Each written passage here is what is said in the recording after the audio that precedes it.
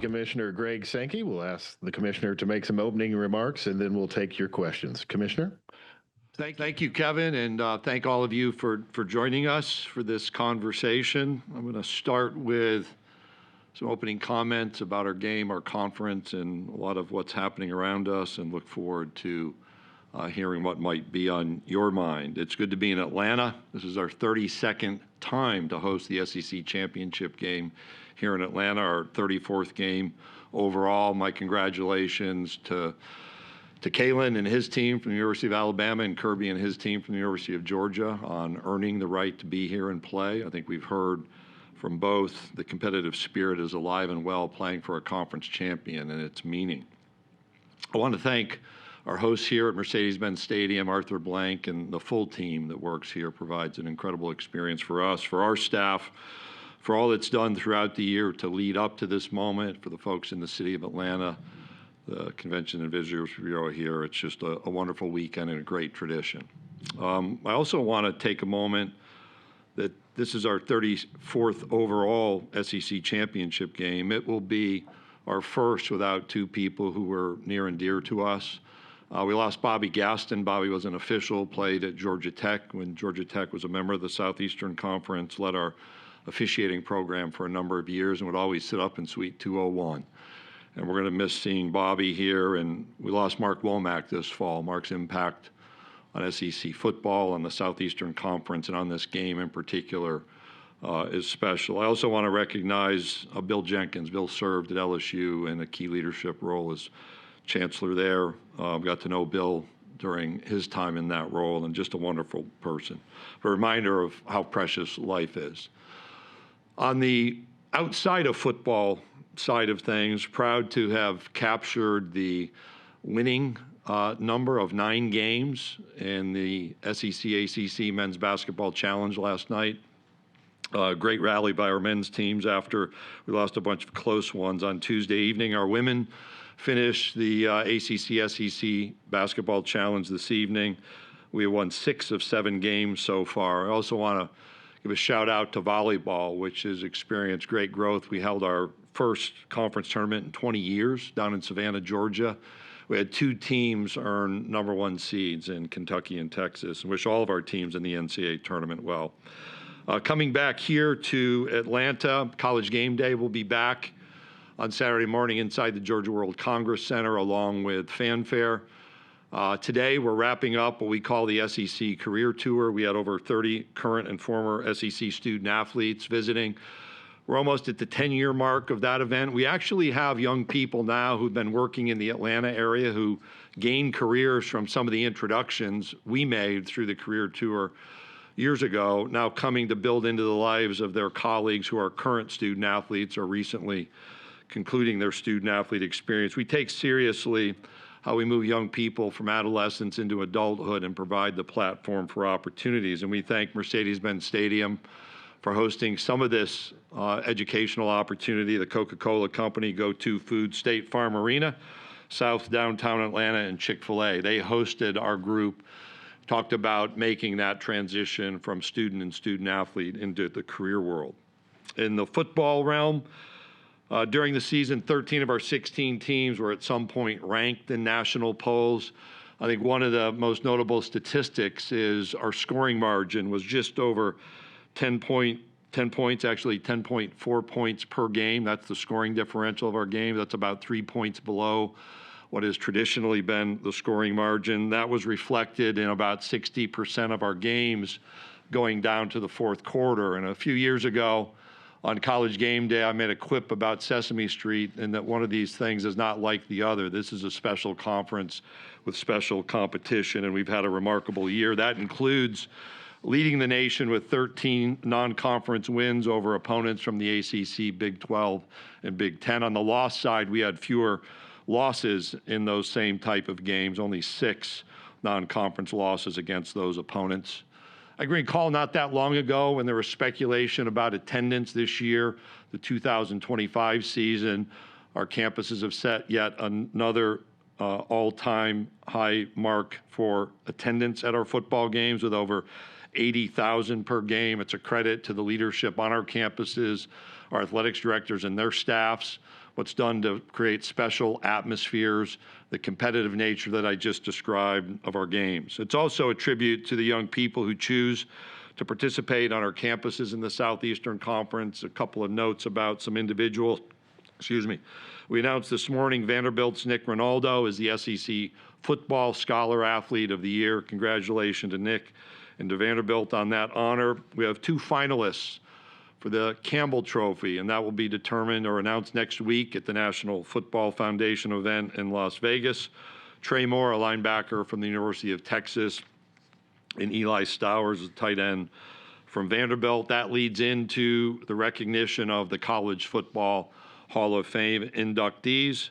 We have 5 alums of our current SEC member institutions to be inducted: Greg Carr from Vanderbilt, Greg Carr from Auburn, John Henderson from Tennessee, Michael Huff from Texas, Terrence Metcalf from Ole Miss, and then head coaches Urban Meyer, recognizing his career, including his time at the University of Florida, and Nick Saban, who obviously coached at Alabama and LSU as part of the SEC. I should have remembered Greg Carr since he provided surgery for one of my daughters. He's an Auburn graduate, clearly.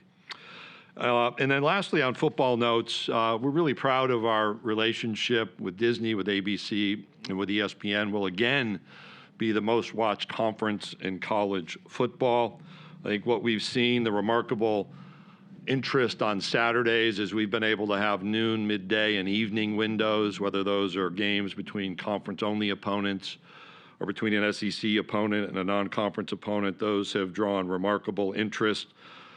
An SEC team played in 17 of the 20 most watched games so far this season, and 13 of those top 20 were conference games between 2 SEC teams. I think it's worth reminding everyone that last year, for the first time in over 40 years, the SEC on ABC won the Sports Emmy for Best Live Broadcast, first time that had happened in over 40 years in the college football realm. And as we look ahead, a week from today, next Thursday, December 11th, we'll announce the 2026 SEC football schedules on a special show on the SEC network. That will happen at 8 p.m. Eastern time. We announced the movement to 9 conference games next year. I know there's a lot of interest and excitement about those competitive opportunities. We've announced those opponents, but we're placing dates to those schedules. A significant fact or reality that need not be lost in the conversation about scheduling is, under this new format, every 2 years, our fans will be able to see their team compete against every other team in a 2-year period. And over 4 years, each of our teams will visit all of our stadiums, will visit all of our campuses, except for those neutral site games that we have. That's very different than the divisional scheduling model, where we had 12-year gaps between a team visiting. In fact, I've had some teams not visit since our prior expansion, and so that's a step in the right direction. Plenty of news around the SCORE Act, shifting from football. I was in D.C. yesterday, had productive meetings with lawmakers and members of the administration.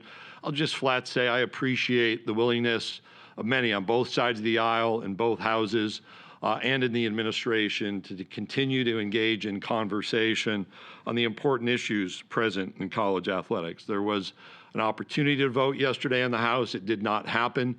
We'll continue in our educational efforts. We're going to take the time needed to try to address the questions that are being asked by members of Congress. And again, this is on both sides of the aisle, and the fact that there's so much interest, I think, is an indication of the serious nature of college sports, the importance to our nation, our culture. Yep, the opportunities for Olympians to be recruited to our campuses, to be developed as people and as athletes on our campuses, to be educated, to be supported, to be trained, to return to our campuses as part of the Olympic support program. We do that well. We don't simply put that on advertisements.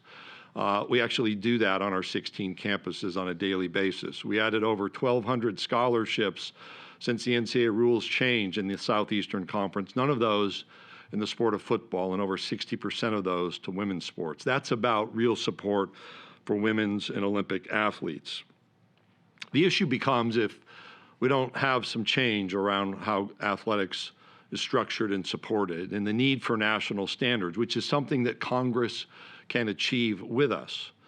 It's going to be unstable in college sports for a long time. And I, again, think that the fact there are so many voices engaged in commenting, on asking questions, on reaching out, even in disagreeing, I think that is an indication of a high level of interest. And we won't step away from yesterday and say, well, we're not going to move forward. We're going to keep working in the right sort of way to educate, communicate, and see if we can achieve the positive outcome. Because fundamentally, when I meet with student athletes over and over, what our young people ask around the changes is the ability to, perhaps at a football game, be across the line of scrimmage and understand that their competitors on the other side of that line of scrimmage are held to the same standards that they are on their line of the side of on their side of the line of scrimmage. That's about not doing things on a state-by-state basis. That's about having, again, national standards, and we appreciate the interest. So with that, Kevin, happy to engage in conversation with the members of the media. Thank you, Commissioner. If you have a question and you're on the Zoom, please use the raise hand function. We will call on you, and then we'll ask you to unmute your line to ask your question. Commissioner, we'll start with Anwar Richardson of orangebloods.com. Anwar?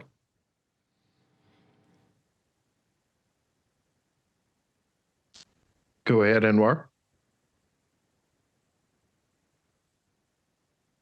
All right, we'll go now to Jeff Spiegel of ABC 3340. Jeff? Greg, with the advent of the 9-game conference schedule and the possibility of playoff expansion down the road, how valid is the SEC championship game and conference championship games as a whole, and how do you feel about the future of them? I'll use the word embedded in the question, valid. I think you've heard from the two head coaches about the validity and the importance and the meaningfulness around our championship game. Others can certainly comment from their perspective. The interest in monitoring, fan interest through ticket sales remains strong. In talking last year with Kirby and members of his administration, the ability to be a conference champion, have a clear conference champion, has meaning. So I do think there is validity. There has been validity. These questions about, wow, what does a conference championship game mean? What is its impact? Are not new. We can go back and re-rack the tape from the early 90s when the conference championship game in the Southeastern Conference, at least, was introduced, and plenty of commentary around the problems or concerns or questions, would you ever win a national championship? I think many of those have been put to bed over the decades. So I believe there still is validity, and hopefully those are reasons that illustrate the answer to the question. And we'll go to Seth Emerson of The Athletic. Seth? Hey, Greg. Obviously, we all know what happened with Lane Kiffin leaving one of your schools, which appears to be playoff bound, for another one of your schools. First, what was your reaction to that situation? And secondly, is there anything that should be done to prevent messy kind of situations like this, such as the SEC having some sort of rule about schools hiring another team's coach until its season is over or something like that? You have to go back a number of years. We had a rule about responsibility for outreach if you're going to contact another coach, and our outside legal counsel suggested for antitrust reasons that be eliminated, which it was years and years ago. I think that's an illustration of the difficulty just legislating at a conference level. My reaction, and you asked me about a specific situation, we'll just back up. You can go find my quotes where I warned that an early signing period added in December would change the calendar and the timing of coach changes. I think now there are more factors involved. But in fact, going back to the moment where we added the December signing period, you saw earlier terminations of coaches during the season, and then the need to rapidly hire a coach in late November and early December. There are opportunities for adjustments to the calendar that, at least in my view, probably won't solve everything, but could provide a healthier environment. And where there are solutions so that you're not disrupting a team season, I think those should be pursued. Unfortunately, the environment we're in doesn't allow and hasn't resulted in some of the changes that even the basic change, like removing that early signing period from kind of compelling people to make change rapidly, has taken place. And that's how I view things. Can changes be made? Absolutely. Is it just the recruiting calendar? Likely not. Perhaps it's a competitive calendar that could be explored. But those are multi-level issues where people have different opinions. We've added a transfer portal on top of that signing period that adds to the complexity. But I think everyone would agree, and forget particular circumstances. You take a step back, and whether it's a roster or a coaching staff, looking at something other than maybe a medical emergency, we should be able to have competition through the year with those rosters and coaching staffs intact. And we ought to figure out how we can adjust collectively on a national basis to make that happen. All right, our next question will come from Michael Casagrande from AL.com. Michael.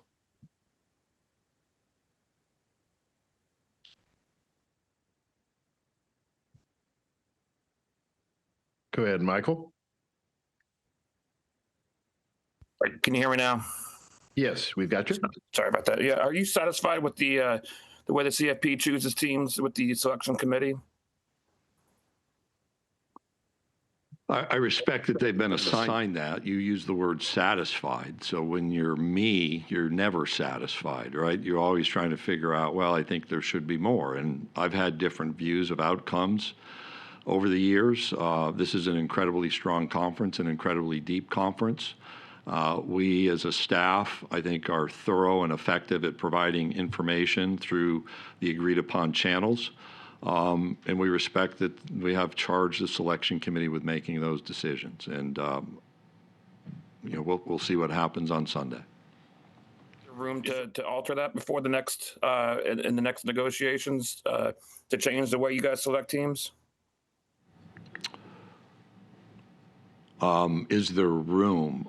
We spend time in an annual analysis of the selection process and outcomes. Members of the committee later in the spring are available for dialogue with the CFP Management Committee. That produces questions. You saw the introduction of a different strength of schedule analysis and a strength of record metric that are used. I think it's important for us to understand how those are used, to dig in more to the evaluation. I also think more about the metrics that are used and are those weighted properly. Those are things that can only be learned when decisions are made. But I look forward to that conversation. And is there room to make adjustment? We just saw that there were some adjustments introduced last year, and that would be an indication of yes. The process for agreeing upon those involves more people than only me. Our next question will come from Max Cohen of WAAY TV. I'm wondering what your pitch would be to the committee for both of these teams to get into the playoff, regardless of what happens on Saturday. I think I missed a word in there. I'm apologize. She said war and then and then I didn't hear the next word. So ask that question for me one more time. Absolutely. I'm wondering what your pitch would be to the committee for both of these teams to make the playoff, regardless of what happens on Saturday. Well, we provide that information directly, as I just indicated to Michael's question. I think the reality is these two teams have distinguished themselves. Alabama ends up the #1 seed in our game because of our tiebreaker, the strength of that internal conference record analysis being where the tie was broken. Conference championship games have existed, and I don't think that the suggestion to the selection committee is it's their policy or their responsibility to determine whether they exist or not. They do. We're going to have two high-level teams that I think have earned their position in those rankings. We're going to look for a great game. The selection committee is going to make its decisions, but the strength of what both teams have done over the entire season has already been recognized by the selection committee, and I would expect will continue forward through Sunday selection. We have time for a few more. If you have a question, use the raise hand function. We'll go back to Anwar Richardson of orangebloods.com. com. Can you hear me? Mark? Yes, got you.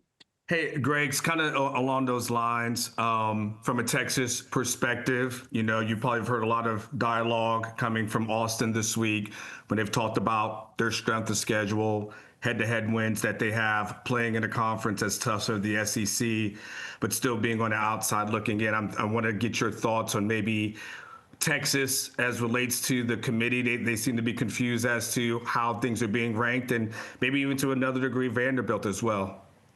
No, as we start providing our information to the committee, obviously you begin with the thought that we have 16 teams that are eligible for selection. That narrows over time. When we began in the month of November, one of my observations is plenty of commentary about our schedule, and there's a lot of times, even with this 9-game idea, it becomes half empty, like you're going to have more losses, certainly. But there is a path for teams with multiple losses to the playoff, and we've continually re-emphasized that. I view that there are 7 of our teams at the conclusion of the 12-week the 12-game season over 14 weeks that merit inclusion in the playoff, but we entrust the committee to make those decisions. We make those presentations directly. I think we do a really effective job at sharing the why that those 7, as it is right now, merit inclusion. We even go into the top 25. I think if you look, and just off the top of my head, Missouri and Tennessee, I think because it was more recent in my review, Tennessee lost to 4 ranked teams. You can make an argument that they're just outside of that group. That's the kind of rigor that's present in our schedule. And that's what we reinforce over and over across the spectrum of our eligible teams, with the understanding that we have entrusted a selection committee to make the decisions about the participants. But this league is unique in its rigor, its expectations, its competitiveness. That scoring margin across the board applies. And I think that has to be considered with a different lens, perhaps, than some others. Commissioner, thank you for your time this afternoon. Thank you. We look forward to seeing you all here in Atlanta for the SEC Championship game on Saturday. Hope everyone has a great day. Thanks for joining us.